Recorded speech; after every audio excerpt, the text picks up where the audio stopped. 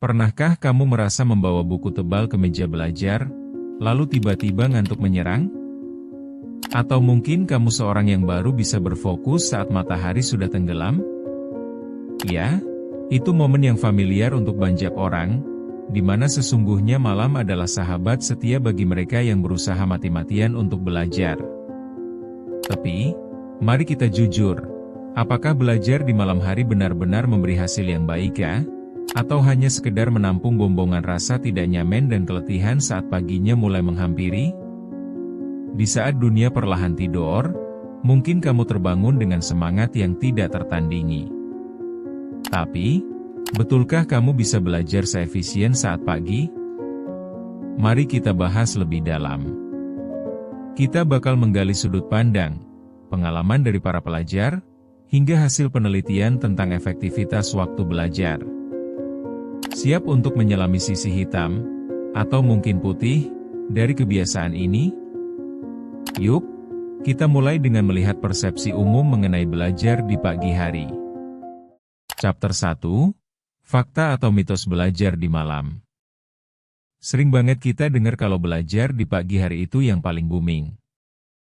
Tapi loh, coba tinjau lagi, malam juga punya daya tarik tersendiri. Beberapa orang ngerasa otaknya bersih dan fresh setelah seharian beraktivitas.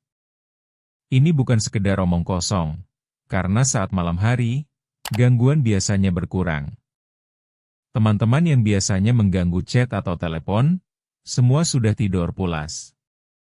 Jadi, apa yang bikin malam jadi pilihan? Ya, ketenangan itu, bro. Kita jadi bisa lebih fokus. Tanpa nada dering HP atau teriakan orang-orang yang bikin pikiran jadi berantakan. Namun, jangan salah juga. Sebagian orang malah ngerasa lebih cepat capai kalau belajar di malam. Otak manusia itu unik, ada yang lebih aktif saat menjelang tengah malam. Bagi mereka, malam adalah waktu saat kreativitas mengalir tanpa henti. Seolah-olah semua ide yang terpendam seharian bisa ditemukan begitu saja. Tapi ya, banyak yang juga bilang kalau belajar malam bikin kualitas tidur terganggu. Ini bisa berimbas ke kesehatan. Bayangkan seorang mahasiswa yang begadang untuk belajar dan pagi harinya harus menghadapi kuliah dengan mata yang berat. Jangan sampai keputusan belajar di malam hari harus dibayar dengan mengorbankan kesehatanmu.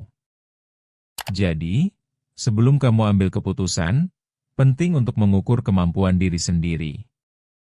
Malam yang tenang memang menarik, tapi jangan lupa ada dampak negatif yang bisa mengintai di baliknya.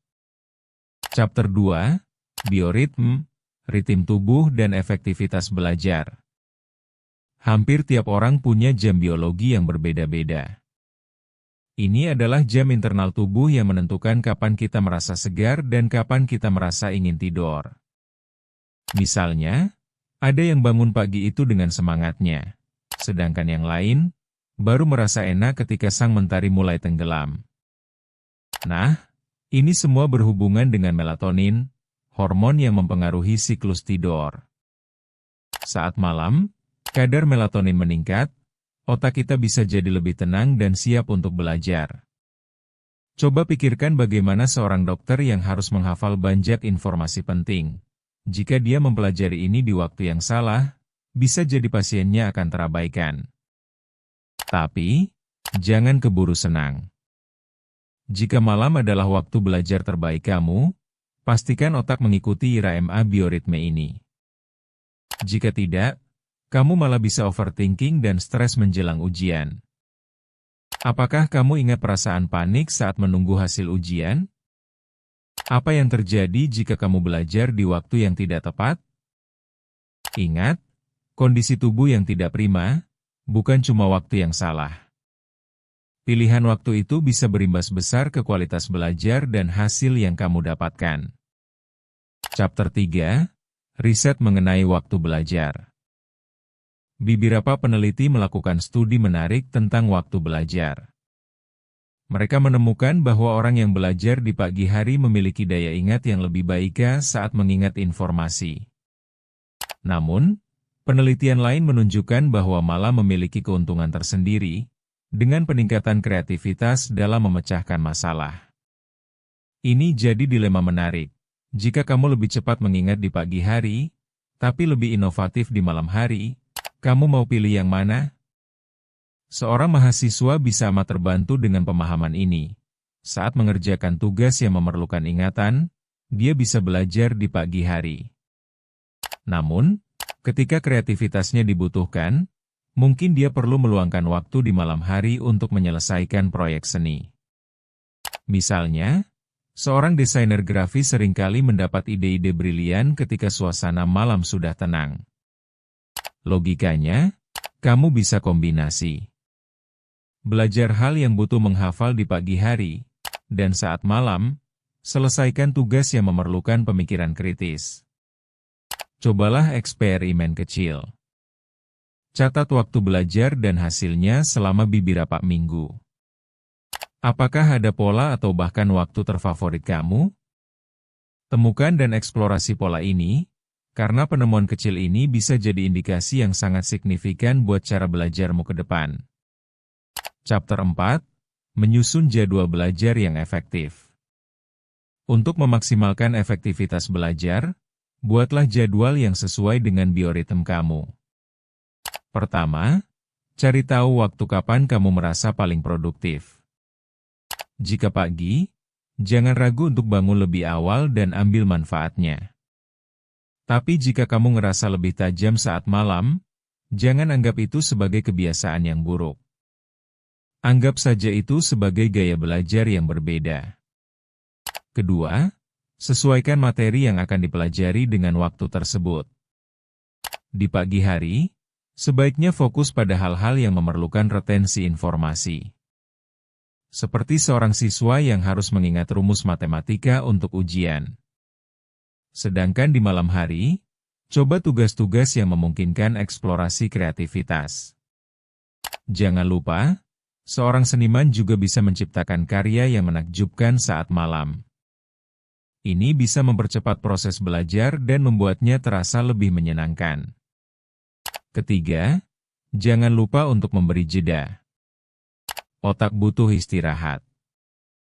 Saat kita memberi waktu untuk merenung, pengetahuan bisa lebih mudah tersimpan. Jangan biarkan diri kamu terbebani. Ini bisa mengakibatkan kebosanan yang bisa menghancurkan semangat belajar. Nikmati proses belajar sebagai perjalanan, bukan sekedar tugas yang harus diselesaikan. Chapter 5. Kesimpulan, pilih sesuaikan dengan diri sendiri.